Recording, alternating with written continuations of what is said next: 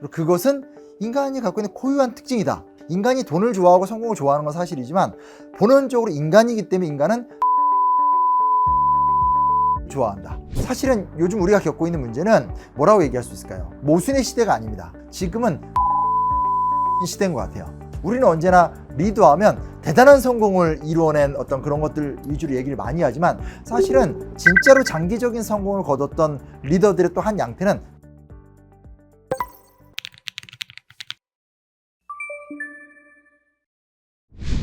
사실은 냉정히 말해서 완벽하게 명분이 없고 실리만 추구한다 이런 리더는 없어요. 그러니까 중요한 건 명분과 실리가 같이 가야 된다는 특징을 갖게 되죠. 왜냐면 사람은 기본적으로 당위성을 따지는 존재입니다. 그러니까 우리가 돈을 벌 때도 그냥 배부른 돼지가 되려고 돈을 버는 건 아니거든요. 그래서 사실은 실리를 지향한다는 것이 명분과 배척되는 건 아니다. 근데 그 단적인 예를 든다면 대표적인 케이스가 조선후기 국왕 중에 한 명인 숙종입니다. 왜냐면 사실 우리가 병자호란 이후에 청나라를 오랑캐라고 여겼고 청나라와 소통하는 걸 싫어했단 말이에요. 근데 이 숙종 때 무슨 문제가 생기냐면 을병대기근이라고 해서 어마어마한 경제적인 기근이 들어요. 근데 그전에도 경신대기근이라고 해서 현종 때도 똑같은 사건이 있었거든요. 국가에 쌀이 없으니까 백성들이 굶어 죽는다. 그럼 어떻게 되냐? 현종 때도 청나라로부터 쌀을 빌려오자고 얘기를 했었어요. 근데 자존심 문제가 있잖아요. 병자호란에서 당한 게 있으니까. 그래서 제안했다가 바로 덮였거든요. 그걸 현종은 리더십이 약하니까 포기했어요. 근데 숙종은 아주 노골적으로 신하들하고 싸우면서 결국은 청나라로부터 만석 이상의 쌀을 빌려와서 당시의 기금 문제를 해결해요. 그리고 그곳의 명분이라는 건 뭐냐면 백성을 살리는 거 앞에서 우리 조정이 존재하는 거 아니냐라는 거죠. 그래서 액션 자체는 실리긴 하지만 그 실리라는 것을 이루어내는 데 있어서도 사실은 숙종은 명분을 좀 같이 갖고 왔기 때문에 실리를 추구한다는 것이 명분과 배격되는 건 아니다라는 걸 기억할 필요가 있습니다. 그러니까 우리가 보통 이야기할 때 명분과 실리, 그러면서 항상 실리가 중요하다. 사실 이거는 당연한 건데 사실 역사 속에서 냉정하게 따져보게 되면 명분이 없는 실리는 존재하지 않고 다만 그 명분을 잘 설명을 해서 동의를 구하는 상태에서 그것이 또 실리로 이어지게 하는 어떤 그런 리더십이 함께 이렇게 딱 조합해서 발현될 때 굉장히 큰 성과를 낼 수 있다. 그리고 그것은 인간이 갖고 있는 고유한 특징이다. 인간은 그냥 인간이 돈을 좋아하고 성공을 좋아하는 건 사실이지만 본원적으로 인간이기 때문에 인간은 가치와 의미 있는 성공과 돈을 좋아한다. 그리고 리더는 실리를 추구하는 건 당연한 거지만 그 실리를 명분이라는 가치로 잘 이렇게 꿰매줄 좀 필요가 있지 않을까라는 생각을 해보게 됩니다. 그건 정말 좀 중요한 문제 같아요. 왜 중요한 문제라고 생각하냐면 누누이 말씀드린 거지만 우리나라 사람들은 어떤 영웅을 좋아해요.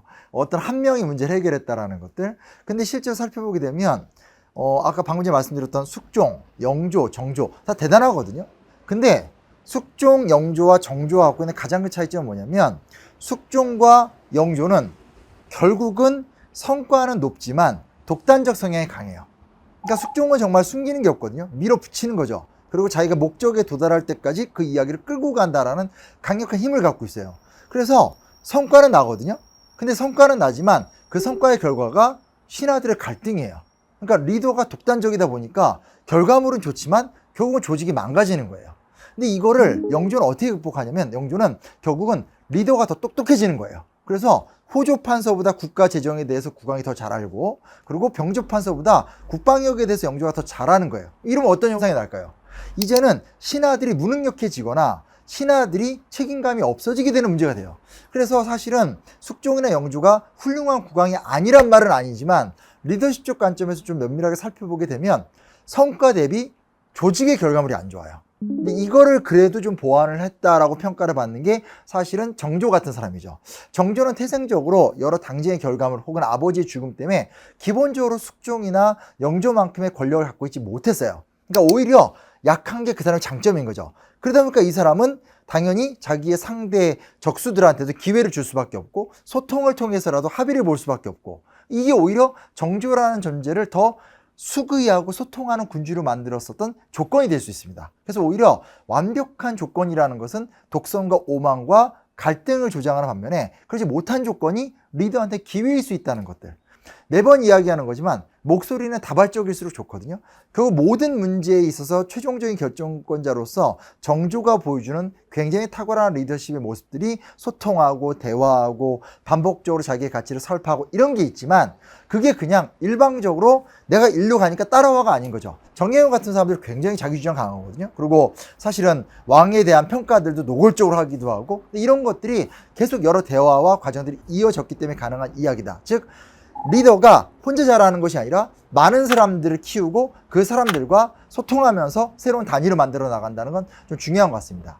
근데 이거는 이제 좀 전통적인 리더십인 거고 제가 여기에다 살짝 하나 덧붙이고 싶은 게 닉슨입니다. 전체적인 형세로 봤었을 때 닉슨이 대통령이 됐었을 땐 냉전의 구조도 안 깨졌죠. 그리고 베트남전의 수렁에서 미국이 굉장히 혼란스럽죠. 마지막 석유 패권 문제에서도 이득을 못 보고 있던 때예요. 근데 여기서 닉슨은 힘의 한계를 명확히 인정합니다. 그래서 사실은 그때 키신저라는 아주 뛰어난 이 정치학 교수를 국무장관으로 임명을 했고 키신저의 전략은 뭐냐면 약점을 강점으로 되게 만들려는 거예요. 그러니까 베트남 전쟁에서 벗어나긴 해야 되는데 지금 보면 중국과 소련이 사이가 안 좋기 때문에 공산주의 국가지만 중국과의 타협을 통해서 냉전에서 소련의 주도권을 완화시키면서 중국이라는 적대적 파트너를 잘 이용해서 미국의 패권을 유지하는 거, 또 중동의 사우디아라비아를 중심으로 한 석유 패권의 흐름을 인정을 해주지만 그럼에도 불구하고 달러로 페트롤, 석유를 결제하는 과정을 통해서 소위 말하는 중동 이슬람 세력과 미국의 경제권의 결착을 만드는 거,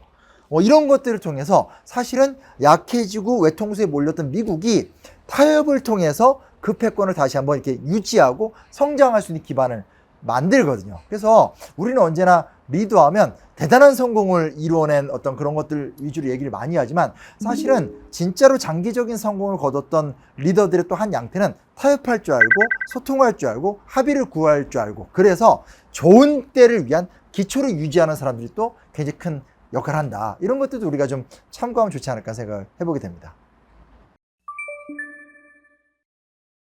미래는 언제나 불확실하다. 그건 항상 말씀드리고 싶습니다. 얘기하지 않습니까?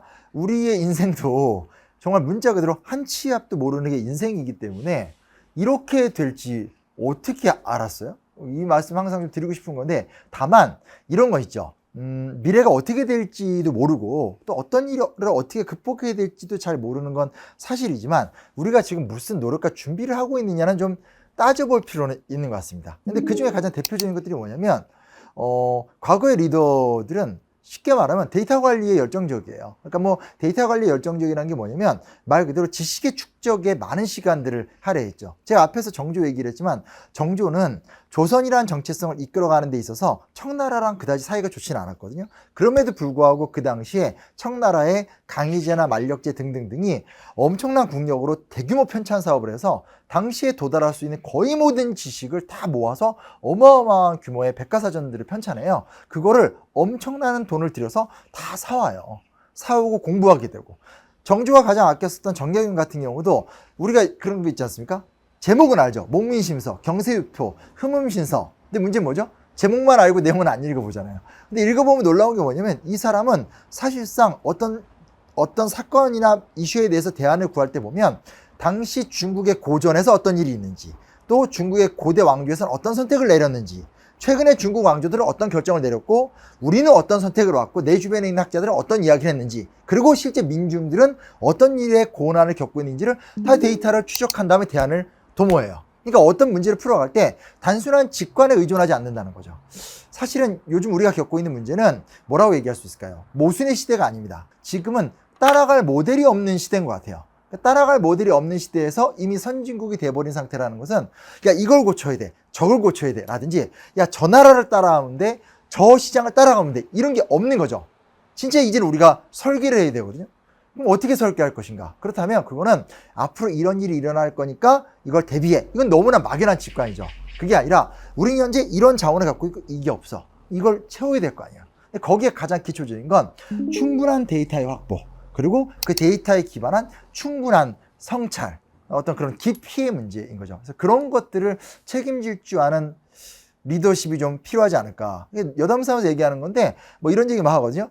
그 미국의 유명한 그냥 대학들 가면 그냥 대학 박물관에 가도 세계 최고급의 미술품의 유물이 깔려 있다는 거예요. 그걸 보고 출퇴근하는 학생과 연구원과 박사들과 그냥 정말 이렇게 입시에 쪄들어서 한몫해보려고 하는 이런 상황은 너무 다르다.